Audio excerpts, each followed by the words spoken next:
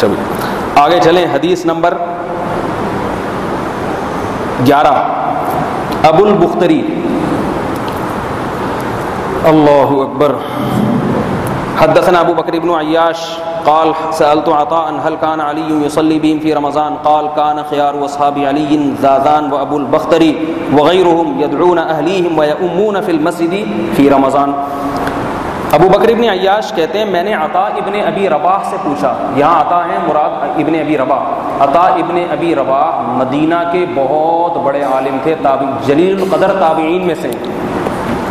عطاء ابن ابی رباح بہت بڑے تابعی ہیں, جلیل القدر تابعین میں سے ہیں اور فقہا میں سے ہیں. فرماتے ہیں کہ ابو بکر ابن عیاش کہتے ہیں میں نے حضرت عطاء سے پوچھا کہ کیا حضرت علی لوگوں کو رمضان میں امامت کرایا کرتے تھے؟ تو جواب میں دے رہے ہیں, جواب میں حضرت عطا کہتے ہیں کانا خیار اصحاب علی, دیکھو علی کے شاگردوں میں جو سب سے بڑے شاگرد تھے وہ زادان اور ابو البختری تھے. پوچھنے والے کا مقصد یہ تھا کہ حضرت علی تو نماز پڑھا نہیں رہے, تو یہ تراویح کہیں بدعت تو نہیں ہے؟ وہ تو صرف وتر پڑھانے آ رہے ہیں نا. پوچھنے کا مقصد کیا ہے بھائی حضرت علی تو 3 رکعت وتر پڑھانے آ رہے ہیں, تو کہیں ایسا تو نہیں ہے امامت اور یہ ساری بدعت ہو؟ تو حضرت علی کا موقف کیا تھا؟ پوچھا کس سے جا رہا ہے؟ اتنے بڑے فقیہ تابعی سے. تو حضرت عطا جواب میں کہہ رہے ہیں کہ علی کے بہترین شاگردوں میں سے زازان اور ابو البختری تھے.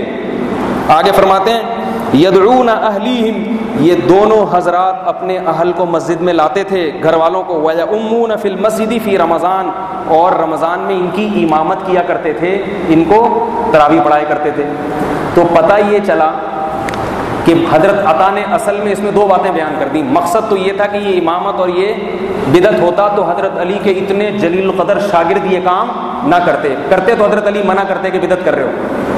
ایک بات تو یہ پتہ چلی. دوسرا یہ بھی پتہ چل گیا کہ ابو البختری حضرت علی کے بڑے شاگردوں میں سے تھے. خیار, خیر کی جمع ہے, سب سے بہترین. سمجھ میں آ رہی ہے بات؟ دوسروں کی نسبت دوسروں سے زیادہ قریب. آگے ابو البختری امامت کرتے تھے, پڑھاتے کتنے تھے وہ؟ اس کا اگلی روایت میں ذکر آ رہا ہے. حدثنا غندر عن شعبة عن خلف عن ربيع واثنى عليه خيرا عن ابي البختري انه كان يصلي 5 تراويحات في رمضان.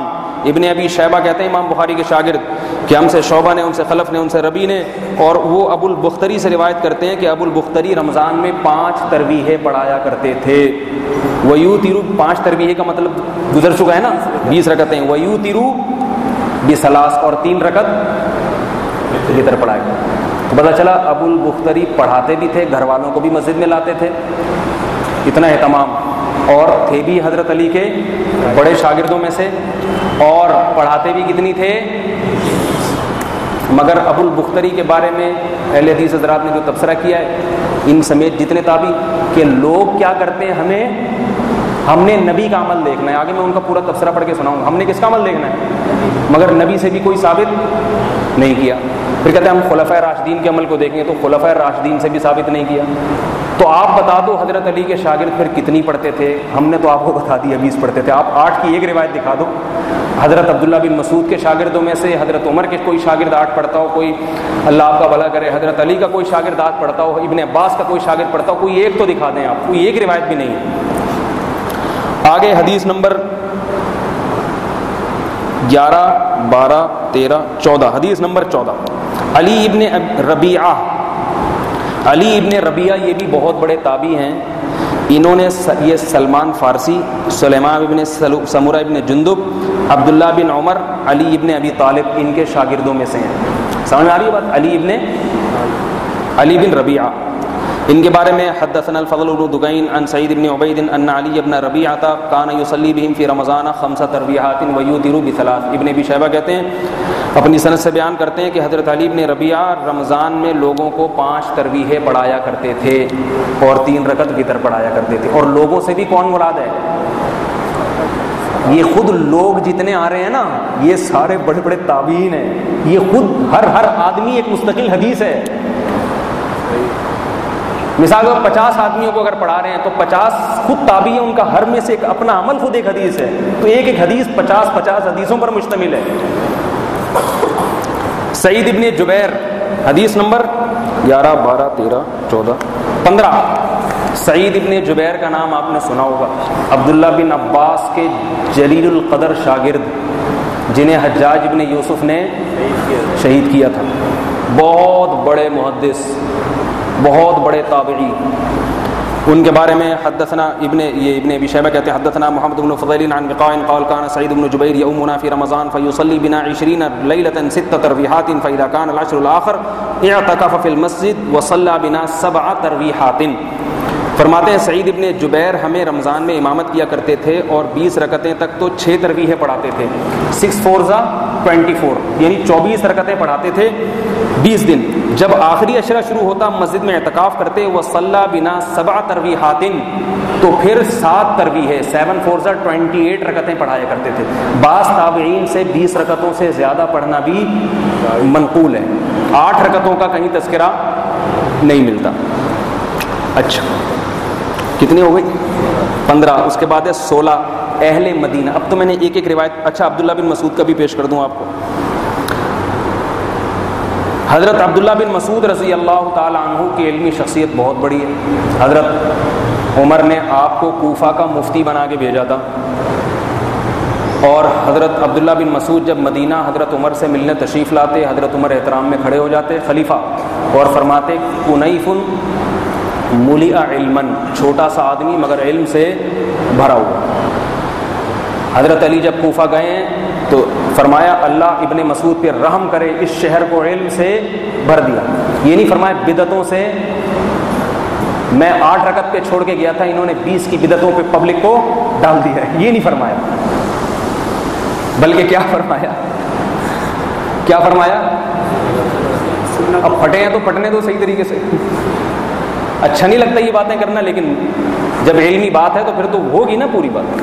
تو اب فرمایا کہ انہوں نے کوفہ کو علم سے بھر دیا. عبداللہ بن مسعود کے بارے میں زید بن وہب کہتے ہیں مختصر قیام اللیل المروزی، بہت صحابہ اور تابعین کے جو آثار پر بہت زبردست کتاب ہے. اہل حدیث حضرات اور عرب علماء احناف سب ان کے حوالے دیتے ہیں. فرماتے ہیں زید بن وہب فرماتے ہیں کان عبداللہ بن مسعود رضی اللہ عنہ یصلی بنا فی شہر رمضان فینصرف علیہ لیل. اس حدیث کے روایت کرنے والے اعمش ہیں، یہ اپنے استاد سے نقل کرتے ہیں کہ حضرت عبداللہ بن مسعود ہمیں رمضان میں تراویح پڑھاتے ہیں، یہ رمضان میں نماز پڑھایا کرتے تھے، پھر چلے جاتے اور رات کا کچھ حصہ باقی ہوتا. کتنی پڑھاتے اس کا انہوں نے ذکر نہیں کیا. آگے حضرت اعمش اپنا بیان نقل کرتے ہیں کانا یصلی 20 رکعتن، اور عبداللہ بن مسعود کتنی پڑھاتے تھے؟ 20 رکعتیں. اس کی سند پہ غیر مقلدین نے اعتراض کیا ہے کہ بھئی پچھلی سند تو صحیح ہے کہ تراویح پڑھاتے تھے، آگے یہ جو بیان ہے نا اعمش کا کہ یہ نماز کتنی ہوتی تھی 20 رکعتیں، یہ اعمش کا اپنا بیان ہے. اور یہ قابل قبول اس لیے نہیں ہے کہ حضرت اعمش اور عبداللہ بن مسعود میں درمیان میں ایک واسطہ ہے. حضرت اعمش عبداللہ بن مسعود کے براہ راست شاگرد نہیں تھے، بلکہ شاگرد کے شاگرد. یہ اعتراض کیا اس کی سند پہ. اس کا جواب یہ کہ آپ یا تو عبداللہ بن مسعود سے اس کے علاوہ کچھ اور پیش کر دیں. اتنا تو ہے نا کہ تراویح پڑھاتے تھے، کتنی پڑھاتے تھے شاگرد بیان نہیں کر رہا، شاگرد کا شاگرد، اور وہ ثقہ شاگرد ہے، اعمش بخاری کے راویوں میں سے ہیں. تو وہ بیان پھر انکار کرنا، اس پہ رد کرنا یہ درست، کیونکہ انسان اپنے استاذ کی باتوں کو جتنا اچھا جانتا ہے دوسرے نہیں جانتے. سمجھ میں آ رہی ہے بات؟ تو یا تو اس کے مقابلے میں کوئی دوسری چیز ہو نا، پھر تو آپ کہیں. لیکن اگر مقابلے میں نہیں ہے تو عبداللہ بن مسعود کے شاگرد کا بیان زیادہ معتبر ہے بنسبت کسی دوسرے. میں بعض دفعہ اپنے استاذ کا بیان نقل کر دیتا ہوں، وہ ایسا کرتے تھے کیونکہ مجھے اطمینان ہوتا ہے کہ بھئی اس طرح ان سے اسی طرح نقل ہوتا چلا آ رہا ہے. اور اس کی دلیل یہ بھی ہے کہ اہل کوفہ کا اپنا عمل بھی یہی تھا 20 رکعت پڑھنے کا. تو اہل کوفہ کا جب اپنا عمل 20 رکعت پڑھنے کا تھا تو ظاہر عبداللہ بن مسعود اور حضرت علی نے پڑھی تھی تبھی تو تھا نا. تو اہل کوفہ تو انہی کی اتباع کیا کرتے تھے. اگر نہیں تھا تو پھر بتائیں کیا عمل تھا، اس کے مقابلے میں لے کر آئیں کوئی چیز. کتنی حدیثیں ہو گئیں؟ تو اب نمبر تو یاد کر لو. 16. آگے حدیث نمبر 17. عن عبد الله بن قيس عن شتير وكان من اصحاب عبد الله المعدودين انه كان يصلي بهم في رمضان 20 ركعه ويوتر بثلاث. یہ بھی شتیر ابن شکل سے مروی ہے، وہی فرماتے ہیں عبداللہ بن مسعود کے شاگردوں میں سے تھے اور یہ رمضان میں 20 رکعت پڑھاتے تھے. یہ حدیث دوبارہ اس لیے نقل کی ہے کہ عبداللہ بن مسعود کے یہ جو شاگرد تھے نا شتیر ابن شکل، یہ بھی 20 پڑھانا اس کی علامت ہے کہ عبداللہ بن مسعود بھی 20 ہی پڑھایا کرتے تھے. آگے حدیث نمبر 17. چلو 18 ہو گئی، 17 سے لگا لو. اہل مدینہ کا عمل، یہ تو میں نے ایک ایک صحابی کا جزوی نقل کیا. اب پورے شہروں کی رپورٹ پیش کروں گا آپ کے سامنے، ٹھیک ہے؟ یہ تو ایک ایک صحابی نا، فلاں صحابی فلاں صحابی فلاں صحابی فلاں صحابی. اب پورے شہروں کی، اور شہر آج کے دور کے نہیں. لوگ کہتے ہیں نا مکہ میں سعودی عرب میں اتنی جگہوں پہ 8 رکعتیں ہو رہی ہیں فلانی، تو بھائی اس زمانے کا سعودی عرب دیکھو. سب سے پہلے بات تو یہ ہے اس زمانے کا سعودی عرب دیکھو. تو اب شہروں کی رپورٹ، اہل مدینہ کا عمل. حدثنا ابن نمیر عن عبد الملک عن عطاء قال ادرکت الناس وهم يصلون 23 رکعۃ بالوتر. حضرت عطاء ابن ابی رباح بہت بڑے تابعی جن کا بھی میں نے تذکرہ کیا تھا، وہ فرماتے ہیں میں نے لوگوں کو پایا کس بات پر کہ لوگ 20 رکعت تراویح پڑھتے ہیں اور 3 وتر پڑھتے ہیں. لوگوں، حضرت عطا مدینہ کے عالم تھے تو پتہ چلا حضرت عطا مدینہ کا کیا عمل پیش کر رہے ہیں. لوگوں سے کون مراد ہیں؟ اہل مدینہ. میں نے اہل مدینہ کو دیکھا، تابعین اہل مدینہ اور صحابہ اور تابعین کا دور، صحابہ بھی تھے اس دور میں. حضرت عطا بہت بڑے تابعی ہیں. صحابہ اور تابعین کو میں نے کیا دیکھا؟ مدینہ میں 20 رکعتیں پڑھ رہے ہیں. اچھا بھائی. حدثنا ابن مہدی عن داود بن قیس قال ادرکت الناس بالمدینة في زمن عمر بن عبد العزیز وابان بن عثمان يصلون 36 رکعة ويوترون بثلاث. ابن مہدی اور داؤد ابن قیس کہتے ہیں ہم نے لوگوں کو مدینہ میں عمر ابن عبد العزیز کے دور حکومت میں 36 رکعتیں پڑھتے ہوئے دیکھا. 20 سے کم انہوں نے بھی نہیں، 20 سے اور زیادہ. اور دور حکومت کس کا ہے؟ خلیفہ عادل. ایک نوٹس جاری نہیں کیا کہ یہ کیا ہو رہا ہے، 8 والوں نکالو سب کو یہاں سے، ٹھیک ہے نا؟ کیونکہ عمر ابن عبد العزیز عمر ثانی تھے. بعض علماء 36 رکعتوں کی طرف بھی گئے ہیں. میں بتاؤں گا ابھی یہ 36 کیوں پڑھتے تھے، اس کا میں جواب دوں گا. کہ تراویح اصل 20 ہی ہے، اہل مدینہ نے 16 رکعتیں بڑھائی کیوں، اس کا میں انشاءاللہ آپ کو جواب دوں گا. اچھا بھائی آگے فرماتے ہیں حدیث نمبر میں جلدی 18 19.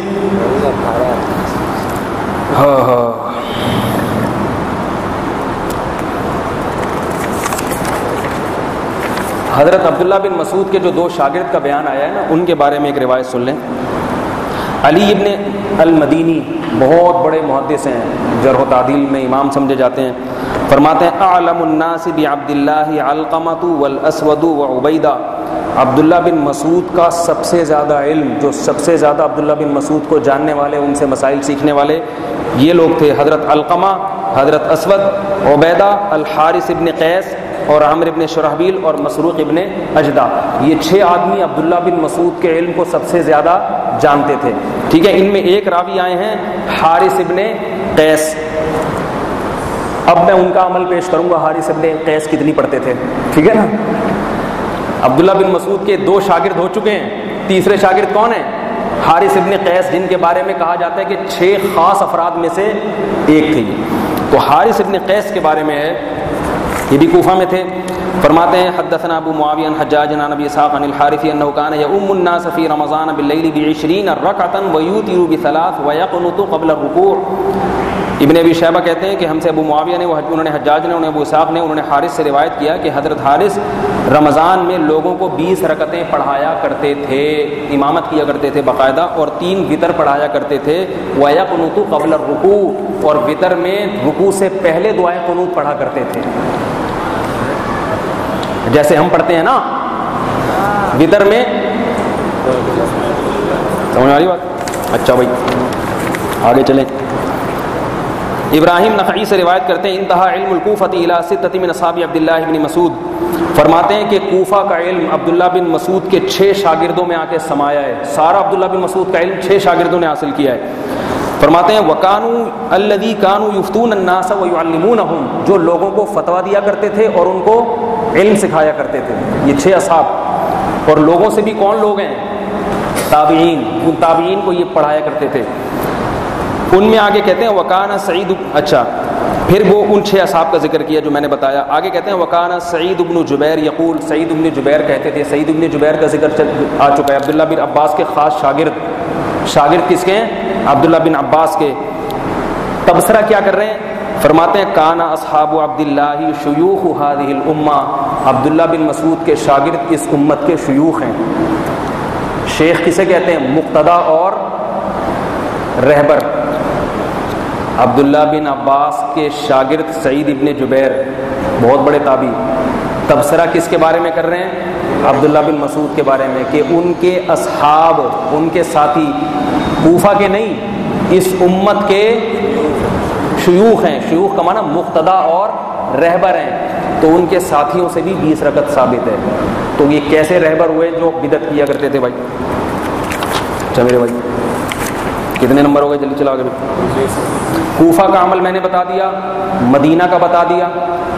4 ہی بڑے مبارک شہر تھے، ایک مکہ، مدینہ، کوفہ اور بصرہ.